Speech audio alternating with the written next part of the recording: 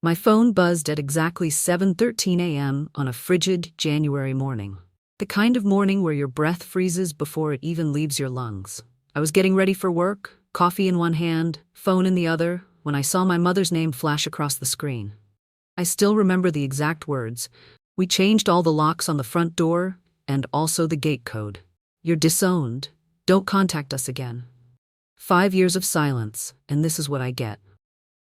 15 words that erased 23 years of my existence in my family's eyes. 15 words that confirmed what I'd always suspected.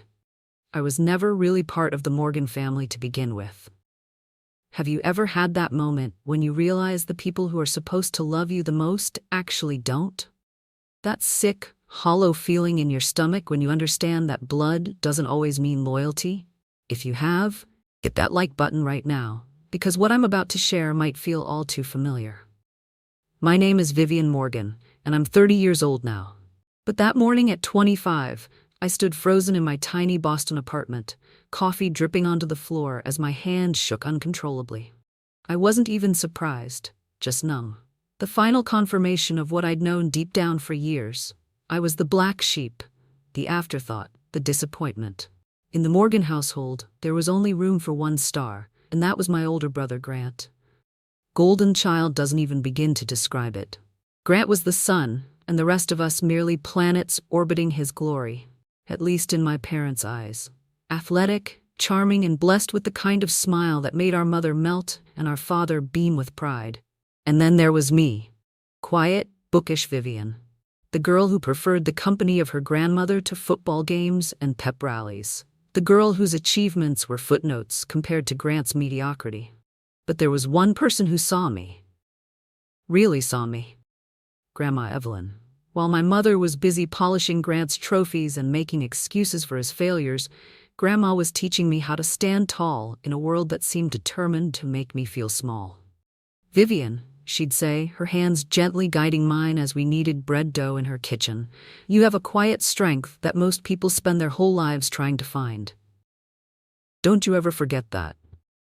How could I have known that those warm afternoons in Grandma's kitchen, learning her recipes and soaking in her wisdom, would be the foundation that kept me standing when my family tried to knock me down? How could I have guessed that years later, her love would become my most powerful weapon against the cruelty of those who should have protected me?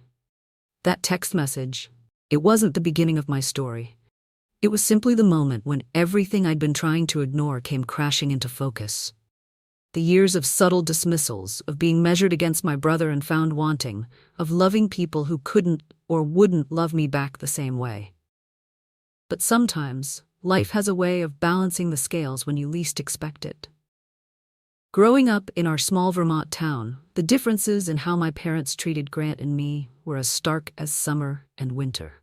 I noticed it early, maybe around age 7, when Grant broke my mother's favorite vase while playing ball in the house. "Boys will be boys," Dad chuckled, ruffling Grant's hair while Mom swept up the pieces with a fond smile. 2 weeks later, when I accidentally spilled juice on the dining room rug, the reaction was volcanic. "For God's sake, Vivian, can't you be more careful? This is why we can't have nice things." Mom's words cut deep, leaving invisible scars that never quite healed. Our family home was a beautiful colonial-style house with white columns and dark green shutters. Picturesque from the outside, but inside, the air was always charged with unspoken expectations. My father, Richard, was a successful attorney who expected nothing less than perfection. My mother, Helen, was the quintessential lawyer's wife, involved in every community organization, hosting dinner parties where appearances mattered more than substance. And then there was Grandma Evelyn, my father's mother, who lived in the guest house behind our main home. A stark contrast to my polished parents, Grandma was authenticity personified. Her hands were weathered from decades of hard work, her laugh was too loud for my mother's refined tastes, and her wisdom was as deep as the roots of the old maple tree in our backyard. "Your mother means well," Grandma would say when I'd run to her after another criticism from Mom. "But some people only know how to love one way, and that way might not fit you. Doesn't mean you're wrong, just different." By 12, I'd perfected the art of invisibility at home. I kept my head down, maintained straight A's, and spent every possible moment at Grandma's guest house. There, I could breathe. There, I was enough. Grant, meanwhile, blazed through high school on a trail of mediocre grades and exceptional popularity. When he got a C in algebra, Dad hired a tutor. When I got a B+ in French, Mom questioned my study habits for a week. "You're smarter than this, Vivian," she'd say, her disappointment heavier than any punishment. "You just don't apply yourself like your brother does." The irony wasn't lost on me, even then. I remember one particular Thanksgiving when I was 15. I'd spent hours helping Grandma prepare her famous apple pie, rolling the dough just right, slicing the apples paper thin, getting the spice mixture perfect. When I proudly placed it on the dinner table, my mother barely glanced at it. "Oh, Vivian made dessert," she said dismissively. But minutes later, when Grant announced he'd scored the winning touchdown in Friday's game, you'd think he'd cured cancer. Mom and Dad beamed, asking for every detail while my pie sat untouched at the end of the table. Grandma Evelyn caught my eye across the table and winked. After dinner, when everyone else was watching football, she sliced us both generous pieces. "This is the best pie I've ever tasted," she declared, loud enough for the others to hear. "You've got a gift, Vivian Morgan. Don't you ever let anyone tell you otherwise." It was during these years that Grandma taught me the skills that would later become my armor. How to budget, how to cook, how to mend clothes, and most importantly, how to believe in myself when no one else did. "My mother lived through the Great Depression," she told me once. "She taught me that the only thing no one can take from you is what's in here." She tapped my forehead. "And in here." She placed her hand over my heart. "Everything else is just details." While other girls my age were learning about makeup and boys, I was learning resilience from a woman who'd survived widowhood, financial hardship, and the loss of a child. Grandma Evelyn didn't just tell me I was strong, she showed me how to be strong. When I turned 16, Grandma gave me a small wooden box with a secret compartment. Inside was $500 in cash. "Your emergency fund," she whispered. "Everyone needs a backup plan, especially young women. Don't tell your parents. This is between us girls." That box became a symbol of independence, a tangible reminder that I could and would make my own way in the world someday. If only I'd known how soon I'd need that backup plan. The day my acceptance letter from Boston University arrived was one of the happiest of my life. I'd applied in secret, using Grandma Evelyn's address for correspondence, afraid my parents would somehow sabotage this chance at freedom. I burst into Grandma's kitchen, waving the envelope. "I got in! Full academic scholarship!" Her eyes filled with tears as she pulled me into a hug that smelled of cinnamon and safety. "I never doubted you for a second, my girl." That evening at dinner, I gathered my courage and announced my acceptance. Mom glanced up briefly from her plate, while Dad offered a distracted, "That's nice, Vivian." Then Grant burst through the door, 20 minutes late as usual. "Mom, Dad, I need to talk to you," he interrupted, not even acknowledging my presence. "I'm dropping out of state. College isn't for me." The ensuing chaos pushed my news completely off the table. Grant had lasted exactly one semester before deciding education was too restrictive for his creative spirit. Instead of disappointment, my parents responded with understanding and support. "Of course, you should follow your passion," Mom soothed, while Dad nodded sagely. 2 days later, they bought him a new car to help with his transition. That same week, I overheard a conversation that changed everything. "What about Vivian's college fund?" Grandma Evelyn asked my father in the kitchen. "There are more pressing concerns right now," Dad replied tersely.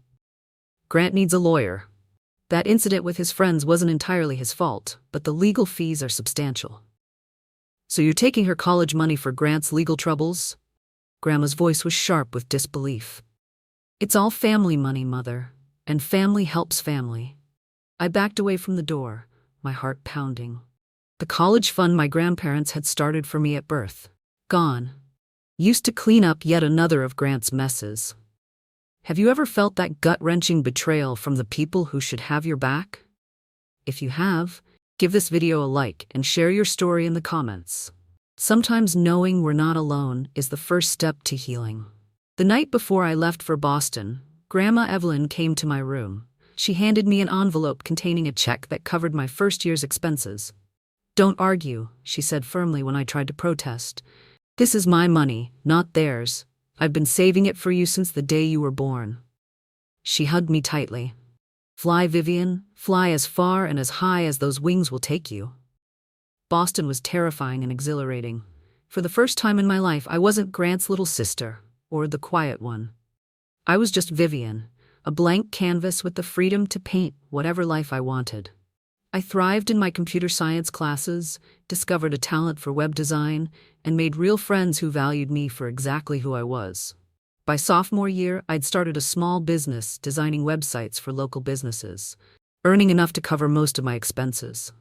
Each Sunday night, I called Grandma Evelyn. We talked about everything: my classes, my friends, my growing business. She never mentioned my parents or Grant unless I asked, and I rarely did.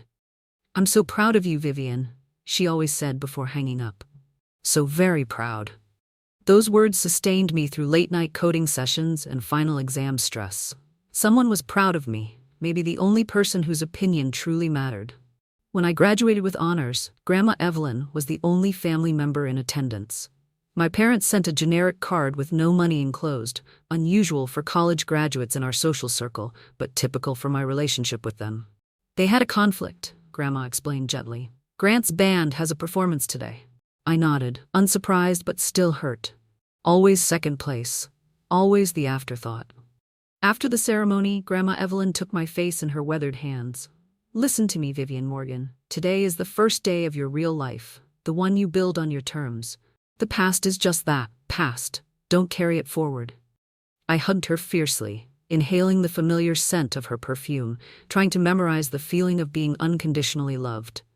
"I won't, Grandma, I promise." I couldn't have known then how that promise would be tested, or how Grandma's love would ultimately change the course of my life in ways I never could have imagined. Section 4, The Breaking Point. After graduation, I landed a job at a tech startup in Boston's Innovation District. My one-bedroom apartment was tiny but mine, paid for with money I'd earned. For the first time, I felt truly independent, free from the shadow of my family's expectations and disappointments. I visited Vermont occasionally, usually timing my trips around Grant's absences. These visits were primarily to see Grandma Evelyn, whose arthritis was worsening but whose spirit remained undiminished. "How's my successful granddaughter?" she'd ask, her eyes twinkling with pride as I told her about my latest projects. During these visits, my parents maintained a polite distance, civil but disinterested. I was a guest in their home now, not a daughter. I told myself it didn't matter, that I'd built a new life that didn't depend on their approval. Then came the call that shattered my carefully constructed peace. It was a Tuesday evening in November. I was working late, deep in code, when my phone rang. My mother's name flashed on the screen, a rare occurrence that immediately sent warning signals through my body. "Vivian, we need your help," she said without preamble. "Grant's in trouble." The story spilled out in a torrent of excuses and justifications. Grant had been working as an accountant at a local business and had borrowed money from the company accounts. He'd planned to pay it back, of course, but someone had noticed the discrepancies before he could. "He's facing embezzlement charges, Vivian. He could go to jail." I closed my laptop, trying to process what I was hearing. "That's terrible, Mom. I'm sorry to hear that." "We need $75,000 for his legal defense," she continued, as if I hadn't spoken. "Your father and I have put up what we can, but it's not enough. We need you to take out a loan." The request hung in the air between us, so audacious that for a moment I thought I'd misheard. "You want me to take out a loan? For Grant's legal fees? After he committed a crime?" "It wasn't like that," Mom snapped. "He was under pressure. His girlfriend was expecting a certain lifestyle, and his salary wasn't enough. He made a mistake." I laughed, a short, incredulous sound that seemed to surprise even me. "A mistake is forgetting to pay a bill, Mom. Embezzlement is a choice. A series of choices, actually. This isn't funny, Vivian. This is your brother we're talking about." "I'm well aware of who Grant is," I replied, my voice steady despite the anger building inside me. "I'm also aware that I worked 3 jobs to put myself through college because my college fund mysteriously disappeared to bail Grant out of his last mistake. I'm aware that I've built my life from scratch while you and Dad have cushioned every fall he's ever had. That's not fair. No, it's not, I interrupted. None of this has ever been fair. But what's really not fair is asking me to jeopardize my financial future for someone who has never faced consequences for his actions. There was a shocked silence on the other end of the line. So that's it? Mom finally said, her voice cold. You're refusing to help your family in our time of need? I'm refusing to enable Grant. Again. There's a difference. I never thought you could be so selfish. The disappointment in her voice was familiar, a note I'd heard my entire life, no matter what I did or didn't do. It's not selfish to protect yourself from someone else's poor choices, Mom. Family helps family, Vivian. That's what we do. Funny, I don't remember that philosophy when I needed help with college, or when I graduated, or when I started my business. That was different. Yes, it was, because it was me asking, not Grant. The conversation deteriorated from there, ending with my mother's tearful accusation that I'd abandoned the family when they needed me most. I hung up feeling shaky but oddly liberated. For the first time, I'd stood my ground. I'd refused to be the family ATM, the good daughter who sacrificed her own well-being to compensate for her brother's failings. The next day, I received a text from my father. Don't bother coming home for Thanksgiving. I stared at those words, feeling a strange mixture of pain and relief. The pain of rejection, yes, but also the relief of no longer having to pretend that we were a normal, loving family. I called Grandma Evelyn to tell her what had happened, but there was no answer. I tried again the next day, and the next, growing increasingly worried. Finally, I sent her a letter, pouring out everything. The call, my refusal, my parents' reaction. Weeks passed with no response. The holidays came and went. I sent Christmas cards, New Year's greetings, all met with silence. I began to fear that my parents had somehow turned Grandma against me, or worse, that something had happened to her. Then came that January morning and the text that confirmed my worst fears. We changed all the locks on the front door and also the gate code. You're disowned. Don't contact us again.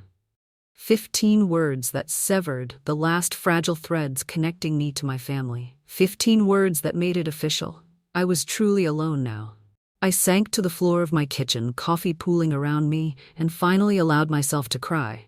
Not just for the text, but for a lifetime of conditional love and impossible standards.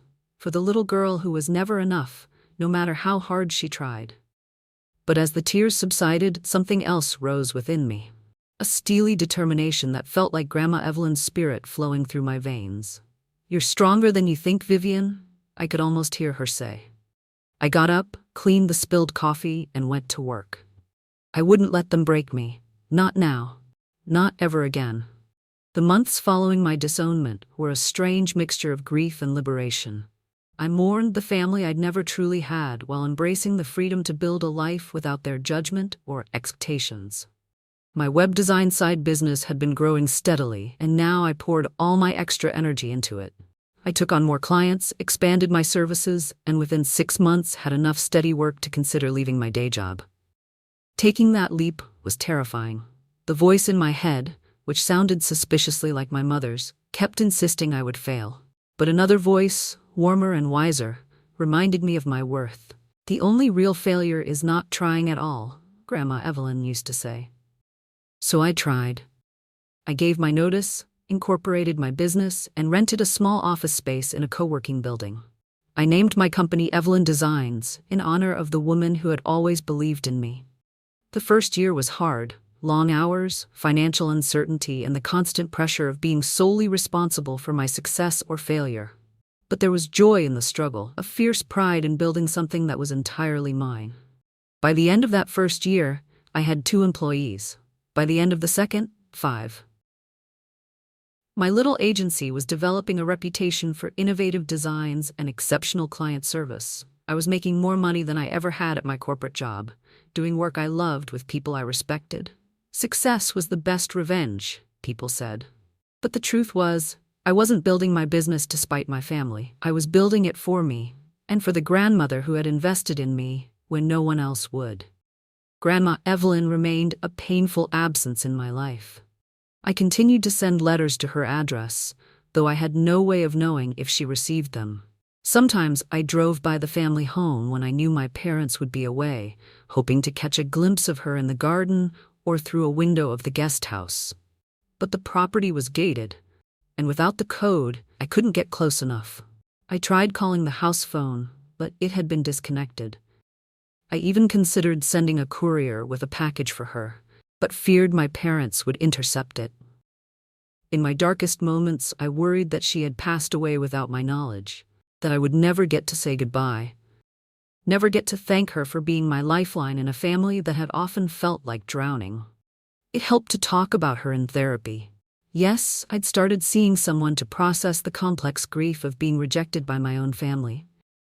My therapist helped me understand that what I'd experienced was a form of emotional abuse, that the dynamic between my brother and me was classic golden child scapegoat behavior.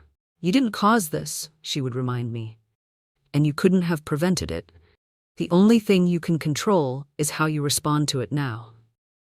So I responded by building a life I loved. I bought a condo in a historic brownstone, adopted a rescue cat named Mabel, and started mentoring young women interested in tech careers. I traveled when I could, started dating again, and cultivated friendships that felt like the family I'd chosen, rather than the one I'd been born into.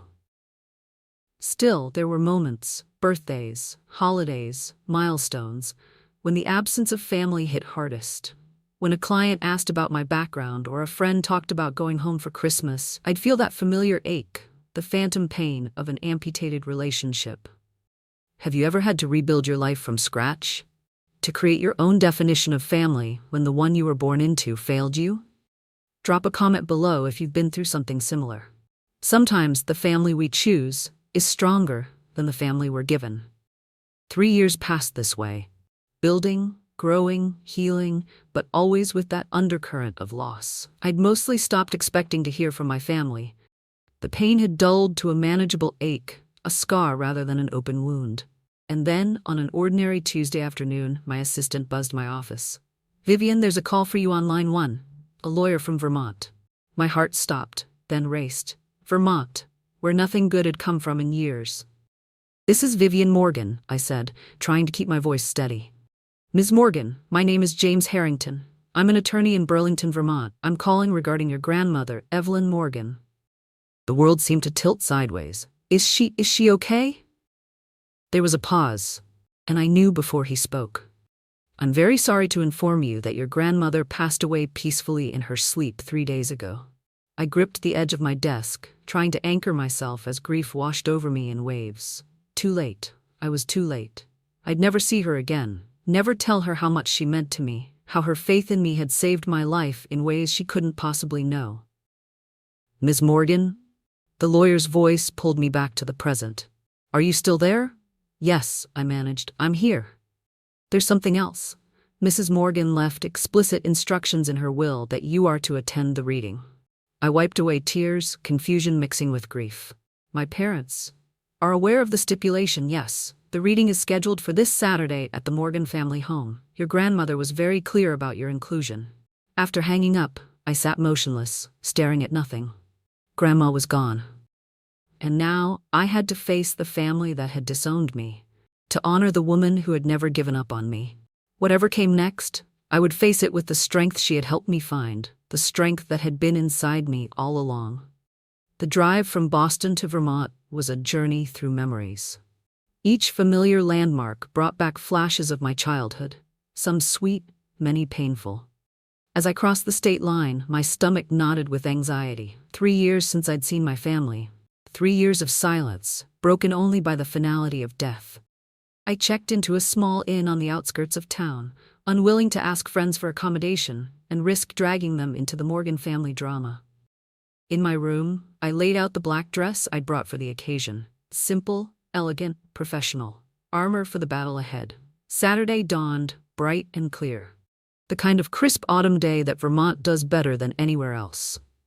Red and gold leaves carpeted the ground as I drove the familiar route to the family estate. My hands trembled slightly on the steering wheel, but my resolve remained firm. The Morgan family home looked exactly as I remembered. Stately, imposing, perfect. The gates were open for the occasion. and I drove through, half expecting an alarm to sound at my intrusion. As I parked behind a row of expensive cars, I noticed a catering van. Of course, the annual Morgan family reunion was scheduled for this weekend. The timing couldn't have been a coincidence. I took a deep breath, smoothed my dress, and stepped out of the car. The sound of voices drifted from the backyard, laughter, conversation, the clinking of glasses. Life continuing as if I'd never existed. As I rounded the corner of the house, the gathering came into view. About 20 people, relatives, friends, neighbors, all dressed in tasteful attire that somehow managed to convey both mourning and celebration. My eyes scanned the crowd until they locked onto the three people I'd been both dreading and longing to see. My father, Richard, looking older but still commanding in his tailored suit. My mother, Helen, her blonde hair now streaked with gray, but her posture as rigid as ever. And Grant, slightly heavier than I remembered, with the beginning of a receding hairline but the same confident smile. My mother saw me first. Her expression shifted from polite hostess to shocked disbelief in an instant. The conversation around her faltered as others followed her gaze. "What are you doing here?" she demanded, loud enough for nearby guests to hear. I lifted my chin, channeling Grandma Evelyn's quiet dignity. "I was invited," I replied, holding up the letter from the lawyer, "for the reading of Grandma's will." My father stepped forward, his face a carefully controlled mask. "This is a private family gathering." "I'm still family," I said quietly, "at least to Grandma." A tense silence fell over the group. I could feel curious eyes on me, hear the whispers starting. The prodigal daughter returns. The outcast. The one who abandoned the family in their time of need.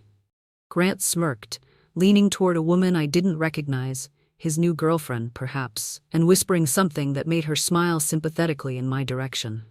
Before the situation could escalate further, a silver Audi pulled into the driveway, and a man in a dark suit emerged carrying a leather briefcase.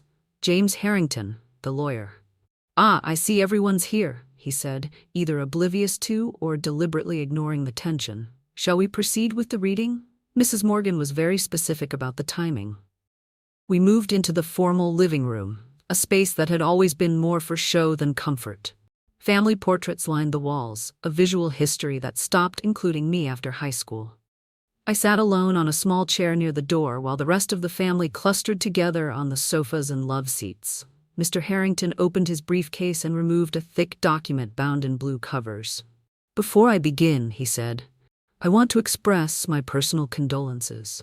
Evelyn Morgan was a remarkable one, and it was my privilege to know her these past 30 years.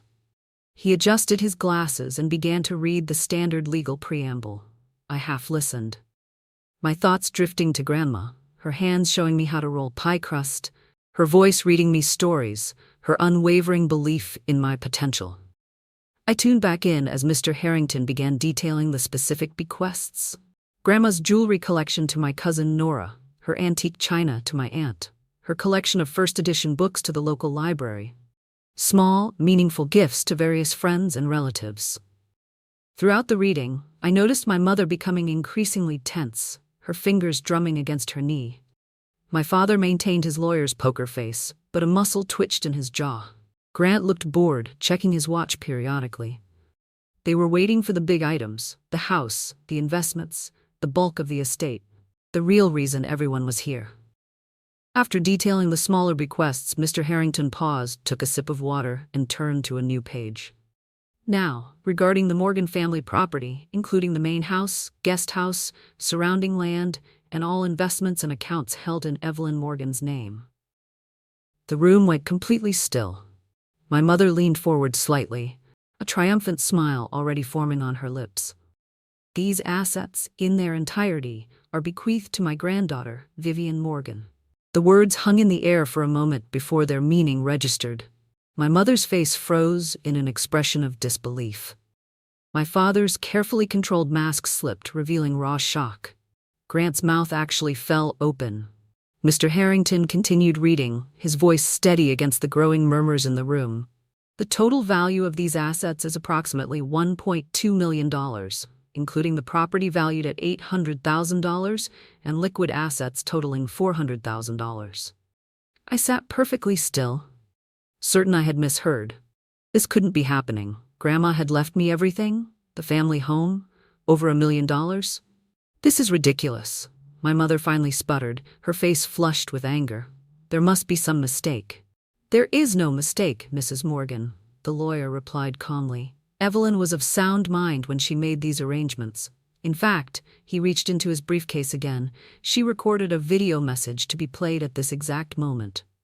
He set up a small tablet on the coffee table, pressed play, and suddenly, there she was. Grandma Evelyn, looking frailer than I remembered but with the same clear eyes and determined set to her jaw. If you're watching this, she began, then I've moved on to whatever comes next. Don't be sad for me. I've had a good, long life filled with more joy than sorrow, and that's all anyone can ask for. She adjusted her position slightly, leaning closer to the camera. Now, I imagine there's been some surprise about my decisions regarding my estate. I want to explain my reasoning. She looked directly into the camera, and I had the uncanny feeling she was looking right at me. Vivian, my darling girl, you have shown more strength, grace, and integrity in your young life than many people manage in a lifetime. When everyone turned their backs on you, you stood tall. You built something beautiful from nothing. I couldn't be prouder of the woman you've become. Tears streamed down my face, unchecked. To hear her voice again, to know that she had still loved me even in our separation, it was everything. Her expression hardened slightly as she continued. Helen, Richard Grant, I love you, but you turned your back on Vivian when she needed you most. You chose convenience over compassion, conformity over courage. Vivian was the only one who visited me regularly before your disagreement. The only one who called every week, who remembered my birthday without being reminded, who actually listened when I spoke instead of nodding politely while thinking of other things. My mother made a small wounded sound, but Grandma's recorded voice continued relentlessly. This is not punishment. This is consequences. This is me acknowledging who truly honored the meaning of family, not just the word, but the actions that give it value. She softened again, a small smile playing at the corners of her mouth. Vivian, the guest house has good bones but terrible wallpaper. Do what you want with it. Make it yours. Make it a home for someone who needs one, like you once did. And remember, I'm so proud of you. Don't let anyone dim your light. The video ended, and silence filled the room. Heavy, charged silence that seemed to press against my skin. This is outrageous, my mother finally said, her voice shaking. We'll contest it. Mr. Harrington shook his head. I wouldn't advise that, Mrs. Morgan. As I said, Evelyn was of sound mind. She had extensive psychological evaluations done specifically to prevent such challenges, and she documented years of your behavior toward Vivian, including copies of text messages, recorded conversations, and witness statements from neighbors and friends who observed the family dynamic. He looked at me kindly. Miss Morgan, as of today, you are the legal owner of this property and all associated assets. These are the keys, he said, sliding a ring of keys across the table toward me. And these are the accounts, he added, handing me a folder of documents. Everything is in order. You can take possession immediately if you wish. I nodded, unable to speak through the knot of emotion in my throat. As the reality of the situation sank in, the atmosphere in the room shifted from shock to simmering anger. Relatives I hadn't seen in years stared at me with a mixture of resentment and calculation. My father's face had gone from shocked to coldly analytical, the lawyer in him already searching for loopholes, weaknesses, points of attack. But it was my mother's expression that would stay with me forever. The absolute disbelief, the humiliation, the rage, all playing across her face in waves as she realized that the daughter she had dismissed and disowned now owned the roof over her head. If you've ever wondered if karma is real, if there's any justice in this world for those who have been wronged, like this video right now, because sometimes the universe has a way of balancing the scales when you least expect it. The days following the will reading were surreal. My parents and Grant moved out of the main house within a week, unable to bear the humiliation of living on property now owned by the daughter they'd rejected.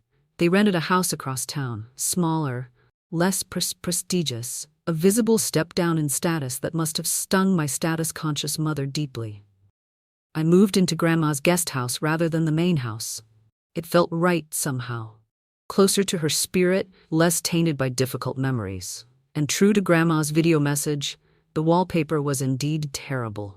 Faded roses on a background that might once have been cream, but had yellowed with age. I hired contractors to renovate the space, preserving its character while updating the systems and finishes. As I sorted through Grandma's belongings, I found a box of letters, dozens of them, all from me. She had received them after all, kept them, treasured them. Among them was a journal, its leather cover worn smooth with handling. Inside, in Grandma's distinctive handwriting, was the story she'd never been able to tell me. How my parents had intercepted her calls, returned her letters, and eventually threatened to cut off her access to the property entirely if she continued trying to contact me. "I made a choice I will regret until my dying day," she wrote. "I chose silence over losing all connection to you. I told myself I could do more good by staying close, by watching over you from afar, by making sure your inheritance would be protected. But in my heart, I know I failed you. I can only hope that when you learn the truth, you will find it in your heart to forgive an old woman's cowardice." There was nothing to forgive. She had done what she could in an impossible situation. And in the end, she had given me not just financial security, but vindication. Proof that I had been loved, that I had mattered, that someone had seen my worth when my own parents couldn't. The $1 million inheritance made headlines in our small town. Former classmates who had barely spoken to me suddenly found reasons to reach out. Distant relatives discovered a newfound interest in my well-being. Even Grant attempted a reconciliation of sorts, calling to suggest that families should stick together. And maybe we could go into business together. I declined, politely but firmly. My parents maintained their silence. Pride, shame, anger, whatever their reasons, they made no attempt to repair the relationship. I sent them a formal letter through Mr. Harrington, offering them the opportunity to remove any remaining personal items from the main house, but received no response. As for the property itself, I couldn't bring myself to sell it, not yet. Too many memories, too much of Grandma's spirit lingered in those walls. Instead, I made a decision that I knew would have made her proud. I converted the main house into a transitional living space for young women aging out of foster care. Young women who, like me, had experienced family rejection and needed a safe place to land while building independent lives. I partnered with a local nonprofit to staff and manage the program, using a portion of Grandma's liquid assets to establish an endowment for ongoing operations. The Vivian Morgan Home for New Beginnings opened 6 months after I inherited the property. The first resident was a 19-year-old named Zoe, who reminded me startlingly of myself at that age.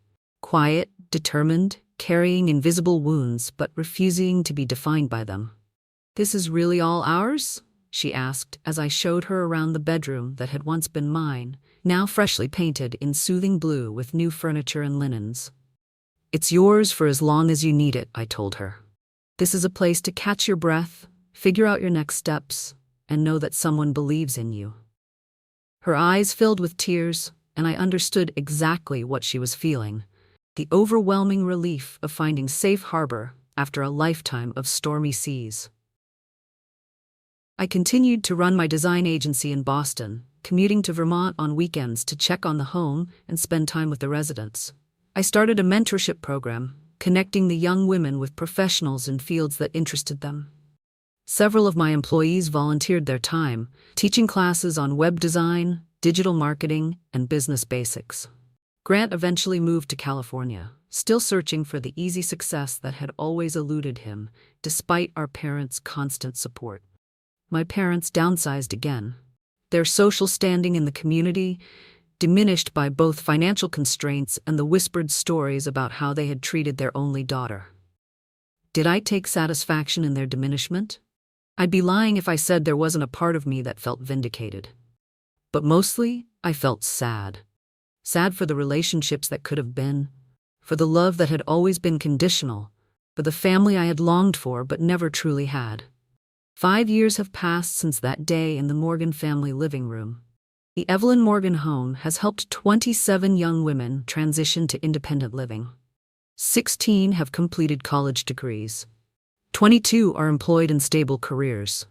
All of them know they are valued, worthy, and enough. Exactly as they are. As for me, I've built a life rich in meaning and connection. I've created a chosen family of friends who love me unconditionally. I've used my inheritance to help others who, like me, needed someone to believe in them when their own families couldn't or wouldn't. And sometimes, late at night, when I'm sitting on the porch of the guest house with a cup of tea, watching the stars emerge over the Vermont hills, I swear I can feel Grandma Evelyn beside me, her hand on my shoulder, her voice in my ear. "I'm so proud of you, Vivian. So very proud."